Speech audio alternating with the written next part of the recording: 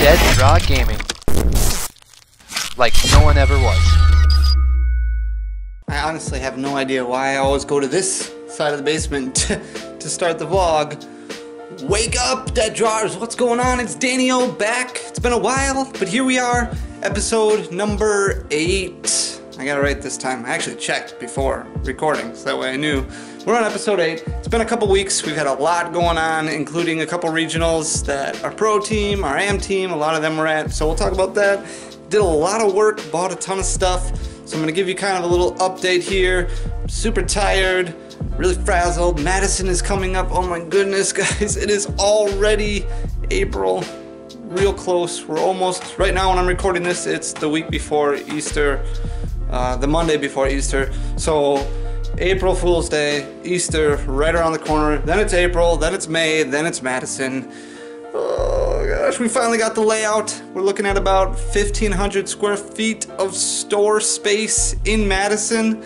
That's not including our team stage. That's not including our streaming area. It's going to be insane. We have a lot of people who have already submitted. They've already locked in for commercials. We've got maybe 2 or 3 spots left. So if you want a commercial, hit us up, deaddrawgaming@gmail.com. Talk to us about the deets on that, and we will get you ready to go. But let's get into the vlog, because we're already doing it. So blank white wall behind me, still no bed. There's a pink wagon. I'm not even going to show you. So this is kind of just a mess. There's a lot of cards over here, and then this box here is full of cards. That's actually an interesting question that I wanted to ask people. So a couple weeks ago, a week and a half ago actually, one of my good friends, his name is Sam, decided it's time for him to get rid of his collection. He's done playing, he's got too much going on in his life, and that sparked some interest for me. I wanted to know, I asked on the podcast last week, I don't know if you listened to that or not, but I said, hey, what would it take for you guys to get rid of your collection? What would it take for you to sell out of Pokemon completely? I've actually done it twice. Once when I was just completely out of the game. It was like Diamond and Pearl EX era. Just wasn't fun for me. I had nobody around me that played. I had nobody around me that collected at all. So I was like, I'm just gonna get rid of all these. Got rid of it all. The second time was when I actually bought this house. I got rid of everything. That was a few months before Dead Draw became a thing. And I was like, I just gotta do it because I need the money. So I just sold off everything. So I want to know, what would it take to get you to get rid of everything? It's just, I mean, it's a simple question, but it's not really that simple. Anyways, so Sam hit me up. He's like, hey, I want to get rid of all my stuff. Can you take it all? We worked out the details, and I was like, okay, how are we gonna arrange getting it? And luckily, Papa Blastoise was like, hey, I'm actually going to Wisconsin. Danny, if you want to drive 2 hours north, because Papa wasn't willing to drive 2 hours to me, 2 additional hours. We arranged it, I met Papa, and picked up all the cards. And yeah, that was that. So a lot of that stuff still needs to be gone through. Pulled out a lot of good stuff, but there's still quite a bit of work to be done on that. There's about 5,000 to 7,000-ish cards in there that are for the most part sorted, at least by rarity, but not by like, I didn't pull out all the staples, yada yada yada. The cool thing is, this is the updated, woohoo, look at that. That's pretty cool, right? It's coming along. So the shelf looks a lot cleaner. We did get, so this was all like this originally already, and then we had the trainers over here, but now we've got all the rares in boxes. I just finished up the holo rares tonight. I've got all the reverse holo rares sorted for the most part, except for the new stuff. So I've got to get those added. I actually decided just to go with 5 boxes for the holo rares, if you want to look at that. So I've got Sun and Moon to Crimson Invasion. I did it that way because we already had Ultra Prism sorted.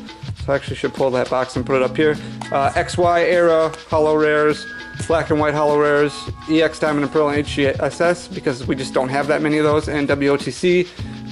In here is not e-readers yet, because I haven't gone through those yet, because I actually really want to price them out first, because a lot of those cards are super expensive nowadays.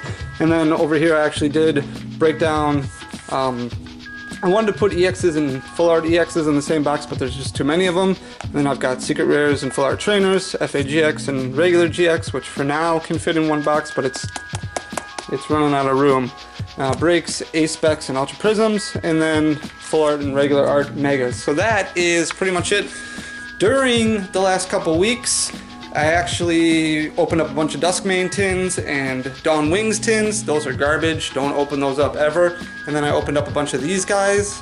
So these are Lucario GXs. So these are selling pretty hot right now as far as profit goes. This is actually something you go to Target, and I think they had a sale a couple weeks ago where you could buy the box for like $17. These GXs sell for about $12 right now, and the code sells for about $4. So that's $16 right there. Then you got the jumbo, which is about $2, so that's $18. So you're profiting without even opening the packs yet, which is insane. Unfortunately, we just had Portland over this past weekend, and Lucario GX didn't do as great as what people anticipated it doing. So it still had a spot in top 8, but didn't do too well. Team DDG, for those who didn't watch, we had 2 regionals.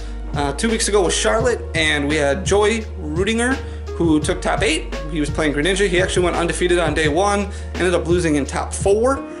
Did an awesome job. And then we had another pro member, Chris Sayakala, who made day 2. He was playing Zoroark Lycanroc, I believe, and made day 2. I think he finished in like 20th, 21st place. And then this last weekend, we actually had 3 Team DDG members make top 32. Jimmy Taylor, part of the AM team, he finished, I think, 24th.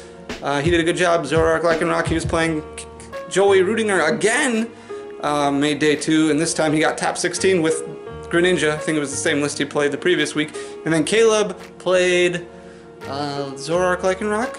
Nope, Buzzwole Lycanroc, and made top 8. He ended up playing top 8, 8 versus 1. He played against the 2nd place finisher, which was Espeon Garb. Terrible matchup for Buzzwole. Ooh, feels bad, man. He actually ended up getting 1 game out of that, and I thought he might be able to squeak out game 3. If you watch the finals match, he just needed an energy on turn 1. He just needed an energy, couldn't hit it at all. But awesome job, top 8. Pretty soon we'll find a way to win, but we haven't yet. Still, 3 players in the top 32 is fantastic. Coming up next, I believe, is Utah, and then we've got Salt Lake City. Or no, yeah, Salt Lake City, and then I think Toronto. But we're gonna keep focusing on Madison. We have a lot of cool stuff coming up. I can't go through it all right now, or at least I don't know if I can. Thank you so much to all of the contributors so far to the stream. There's a lot of you out there like Sierra Dawn and Aaron Trainer and Primetime Pokemon, and a lot of people who have already locked in spots for commercials. And then we've got some great bigger sponsors like PokeVault and Blasphemy Games. It's going to be amazing, and I can't wait. We're going to bring a lot of cool stuff, so I hope you guys can come to Madison, because our booth is going to be absolutely jam-packed. 1,500 square feet. Let's get to the snack pack. Let's see what I can pull out here. Guardians Rising. Alright, we're going to open it up. I'm going to flip you around, sit you down. This table is just so clean, almost. Okay, I'm just going to set you right there. Open up, we'll do the pack trick. And we'll see how, ooh, we got white. Oh, we got something. Oh, I don't think I've opened up anything good yet. Please be a Lele. I've got a frozen Band-Aid on. That's what you get when you have a 2-year-old. Mallow, Alolan Graveler. Oh, this is going to be really difficult with this Band-Aid on. Slowpoke, Mudbray, Delibird, Wishy-Washy. The reverse is a Goomy, and we just go slow. Oh, it's purple! Oh, it's gonna be a Toxapex, isn't it? Oh, so fake. Get out of here, you stupid. What animal is Toxapex? It's an ugly animal. That's for sure. I think that's it. There was like a million questions that I wrote down, but I lost my paper, and I think that's it. So leave a comment down below. By the way, I'm not gonna keep waiting 2 weeks to record these. I'm gonna start doing them every week because I just need to stop slacking. So if I miss a week, email deaddrawgaming@gmail.com or tweet me at Danny__O and say, Danny, you failed us. I'll know what it means, but I won't let you down. If I fail you, that gives me motivation. That's my motivation. I do it for the people. I do it for you guys. I love you guys. You're the best. Make sure to hit that sub button below. It's like over here somewhere. And leave a like, thumbs up, frozen thumbs up, hashtag frozen thumbs up. Love you guys. See you next time. Peace.